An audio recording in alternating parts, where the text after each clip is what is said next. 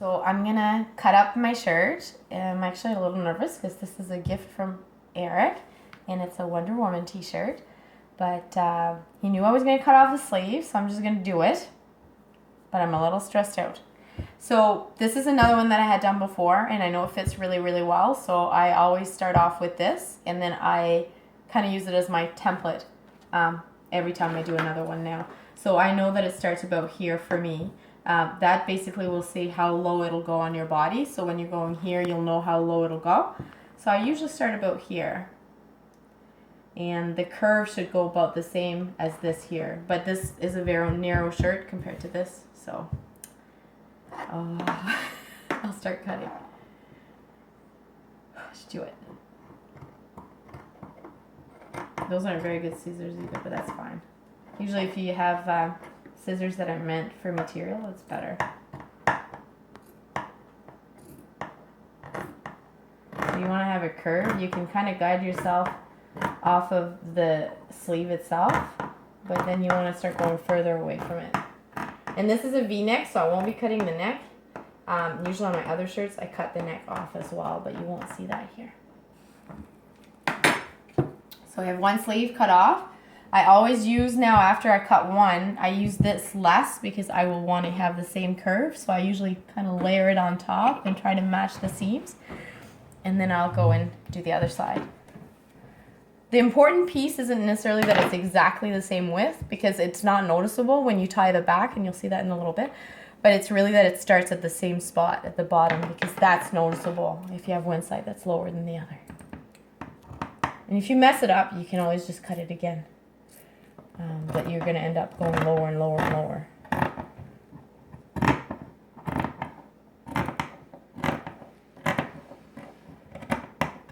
There. So once you have that, you officially have your sleeves cut off. I could have done it not reverse, but so it kind of looks like this. It looks like a muscle tee almost, and the back is like this. But I like to tie the back of my shirts after I cut them up, kind of like that. I find it looks a little bit more feminine. So you just try to line them up, and you can see that that's pretty accurate in terms of the width on both sides, so that's good. It's definitely the same length. What you do, as you can see here, it's tied together with something. So what I use is actually the sleeves that I just cut off. And I cut that piece. Now a lot of people will use this portion of the shirt, and that's fine, but I find this actually works better. It's tougher, so it goes through the wash, and I find it just doesn't fray as much as the other pieces. But t-shirts in general don't fray. This one's actually meant for cutting. It had a sticker on it that was specifically saying that you could cut it, so I know it won't fray. But most shirts don't.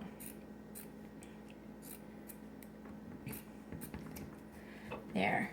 And then there's always the place where it joins together, so I cut that off because it's too thick. And then I do the same thing. Again, my scissors aren't very good, but it's fine. There. And I tie those two pieces together to make one longer piece. Now, the goal when you're doing that, and you're going to start tying it on the shirt itself, is you want those little kind of hanging pieces to be tucked in. I usually do a pretty good job, but they're always somewhere. But if they're somewhere, try to make them be underneath. So then you just take the shirt, and you kind of see where you want to have it go in. Generally around here. Now I'm going to try to keep the logo, which is different than what I normally do. Normally it kind of goes straight into a string. But I'm going to try to keep the logo in this case because it's cute, and it's kind of difficult because there's another print here. So I might actually start it a little bit lower. So I'm going to aim to do something like this.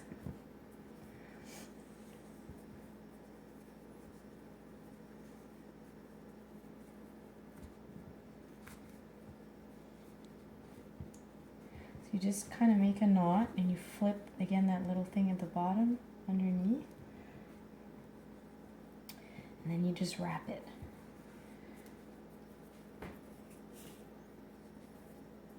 Around itself over and over again. Now remember that little piece that we joined, I try to make sure it's turned around, and I cover it up at least once. And if you need more, you just cut up another piece from the sleeve. It's not a big deal.